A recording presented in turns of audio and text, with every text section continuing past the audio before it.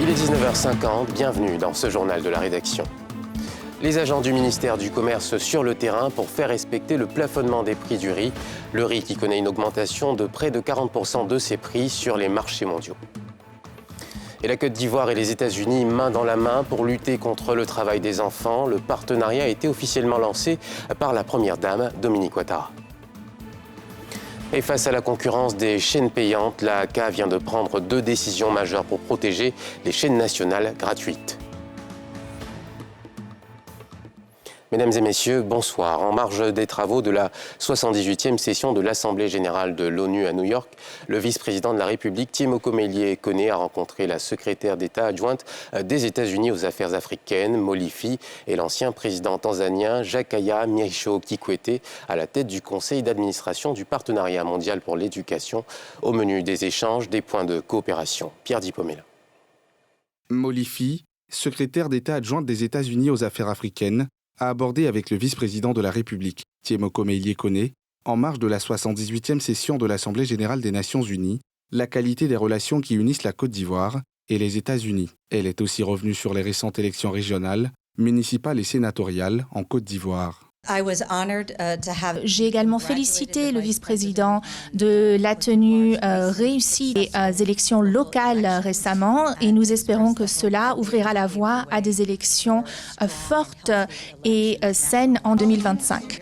Nous avons parlé également des questions économiques et d'un engagement accru à l'avenir sur le plan commercial et de l'investissement pour les sociétés américaines. Quant à l'ancien président tanzanien, président du conseil d'administration du Partenariat mondial pour l'éducation, Jakaya Kikwete, il a indiqué que dans le combat de l'éducation pour tous, la Côte d'Ivoire s'est illustrée comme un champion, en y consacrant plus de 20% de son budget national. Nous sommes venus aujourd'hui ici afin de féliciter la Côte d'Ivoire pour leur engagement envers l'éducation, pour tous les progrès qui ont été faits et surtout pour vous féliciter d'allouer au moins 20% de votre budget national à l'éducation. Nous voyons bien dans toutes les démarches de la Côte d'Ivoire qu'elle met déjà l'emphase sur l'éducation, que c'est un champion pour l'éducation et pour le financement de l'éducation. Donc nous sommes vraiment juste venus pour vous féliciter. Démarrée le 19, la 78e session de l'Assemblée générale des Nations unies se poursuivra jusqu'au 26 septembre 2023. Et puis le riz importé de l'Inde est fortement consommé en Côte d'Ivoire. L'Inde qui a suspendu ses exportations depuis juillet, entraînant une raréfaction et une flambée des prix sur le marché. Le gouvernement ivoirien a pris la décision de plafonner les prix dans le pays. La brigade de contrôle rapide du ministère du Commerce multiplie les visites sur le terrain pour décourager les commerçants récalcitrants. Direction à Bobo avec Mardoché Kouassi et Tanguy Conan qui ont suivi cette brigade. Allô, Ali. Voilà, contrôle la roue, quoi. Quartier Anonkwa 3, dans la commune d'Abobo. Cette boutique a fait l'objet d'une dénonciation pour pratique de prix illicites sur le riz. Alertée, une équipe de la brigade de contrôle rapide du ministère du Commerce, conduite par Fatoumata Silla, a été dépêchée sur les lieux pour faire le constat de l'infraction et procéder à la saisie de la marchandise. Le commerçant incriminé tente de se justifier. À Kanyala, on vend ça 600. Mais sinon, c'est le prix qu'on envoie. Non, ça, il y a longtemps, ça est là. Moi-même, je suis venu trouver ça. Quelque chose que tu as pris 11 250. Donc, tu es obligé de vendre ça 12 000. Ça fait que toi aussi, tu vois quelque chose un peu dessus. Parce que tout ce que tu payes là, tu payes impôt, tu payes maison. À Bobo, là, on parle des choses. Toutes les choses ont augmenté là-bas. C'est à cause de ça. Ces dernières semaines, les plaintes des populations relatives à l'augmentation du prix du riz se multiplient.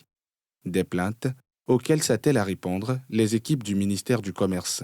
Ils doivent nous signaler tous les demi-grossistes qui vont leur donner des prix qui ne sont pas conformes à ce que le gouvernement a dit ou bien les prix plafonnés.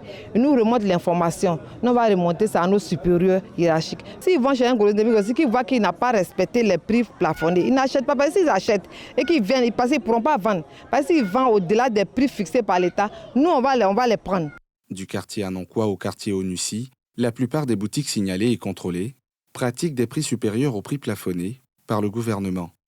Une attitude que les populations sont invitées à dénoncer via les canaux du ministère du Commerce.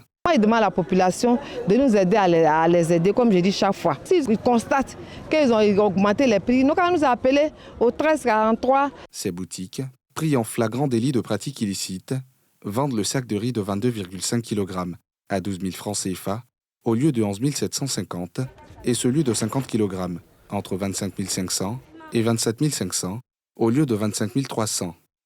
Des faits punis par des amendes allant de 100 000 à 50 millions de francs CFA. Le ministre des Ressources animales et halieutiques, Sidi Thiemoko Touré, qui s'exprimait à la tribune du Focus PND, appelle les Ivoiriens à investir massivement dans le secteur des ressources animales et halieutiques afin de faciliter l'autosuffisance de la Côte d'Ivoire. En 2022, on estimait que la Côte d'Ivoire couvrait 17% de sa consommation en poissons et 30% de celle en protéines animales. Salif Yalekwe, Fulgence Kissidou. L'importation des ressources animales et halieutiques engendre d'importantes sorties de devises chaque année. L'information émane du ministre des Ressources animales et halieutiques, Sidi Thiemoko Touré, qui était dans les locaux de la CGCI, Confédération Générale des Entreprises de Côte d'Ivoire, pour présenter les principaux projets de l'État dans ce secteur à l'occasion de la tribune Focus PND. Le potentiel de la Côte d'Ivoire en matière de développement du secteur des ressources animales et halieutiques est donc sous-exploité. Il constitue une réelle opportunité d'investissement, surtout face au déficit de couverture des besoins par la production nationale.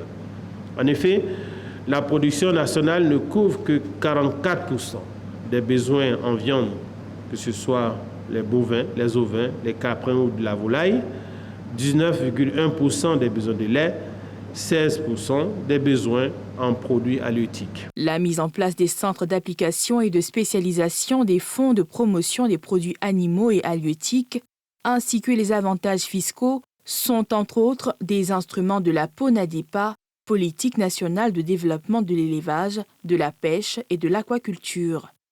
Son financement est estimé à 1049 milliards de francs CFA, dont 26% proviennent des partenaires au développement et 60% attendus du secteur privé qui entend prendre sa part pour booster le secteur. Les importations de denrées alimentaires coûtent à la Côte d'Ivoire plus de 400 milliards de francs CFA par an.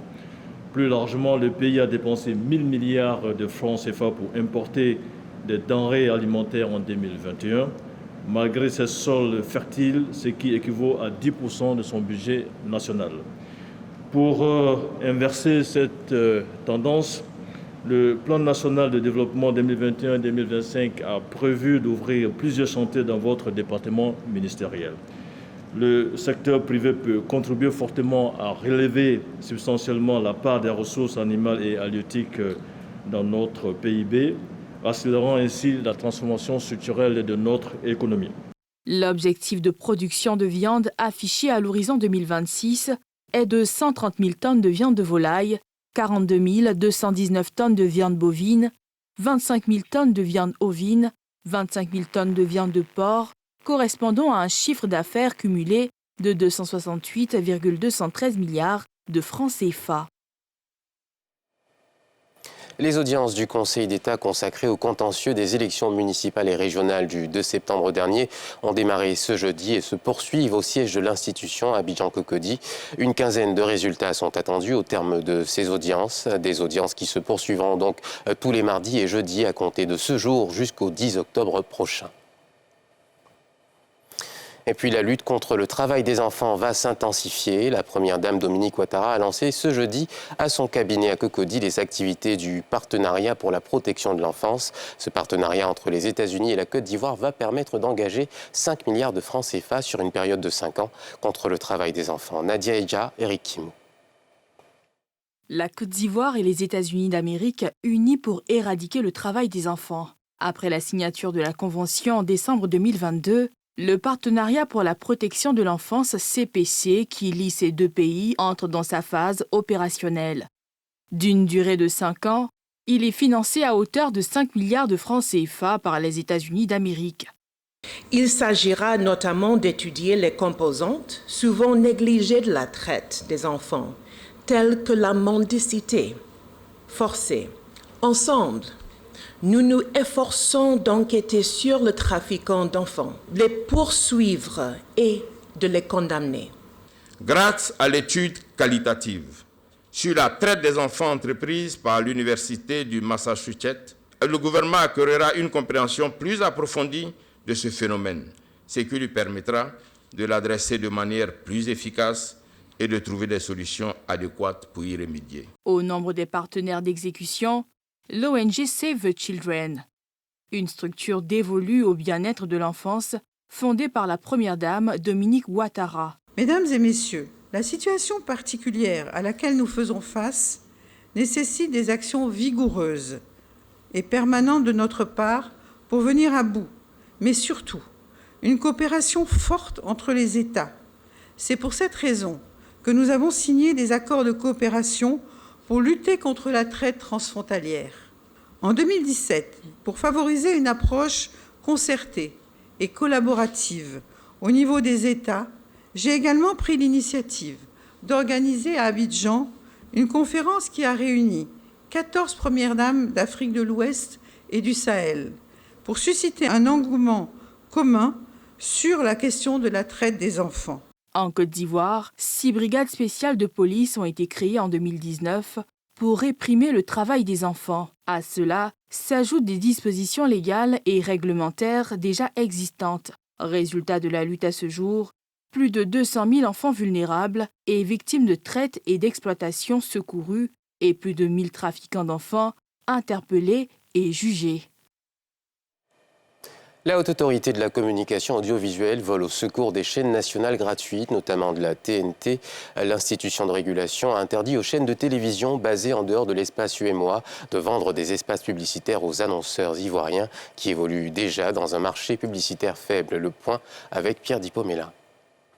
C'est une information qui va ravir les chaînes nationales ivoiriennes qui peinent à équilibrer leurs comptes face à une faiblesse du marché de la publicité. La HACA, Haute Autorité de la Communication Audiovisuelle, vient de leur accorder une protection par une décision qui interdit aux éditeurs de chaînes de télévision hors UEMOA en général, payant sur les bouquets satellitaires, de disputer le marché de la publicité avec les chaînes de télévision locales afin de garantir la survie de celles-ci. Ces chaînes éditées en Europe et en Asie, à destination du public ivoirien et africain, venaient lutter les recettes publicitaires ivoiriennes avec les chaînes locales, alors même qu'elles bénéficient déjà des recettes d'abonnement. Cette décision majeure est suivie d'une autre qui va, elle aussi, permettre aux éditeurs de chaînes de télévision locales d'être plus compétitives. Il s'agit de l'interdiction aux chaînes de télévision payantes ou aux distributeurs de chaînes payantes, disposant déjà des droits de diffusion en télévision payante, d'acheter également les droits de diffusion d'événements sportifs majeurs devant revenir aux chaînes gratuites nationales. Par cette décision, la HACA garantit aux chaînes gratuites nationales de pouvoir offrir au grand public l'accès gratuit à d'importantes compétitions sportives. Avec ces deux décisions, la HACA prend ainsi en compte les préoccupations majeures exprimées par les patrons des chaînes nationales, notamment les 7 chaînes de la télévision numérique terrestre. Et c'est la fin de ce journal. Merci de l'avoir suivi. N'oubliez pas, tout à l'heure à 20h15, Alidia Rassouba reçoit Adama Bictogo, président de l'Assemblée nationale et nouveau maire de Yopougon. Bonne soirée.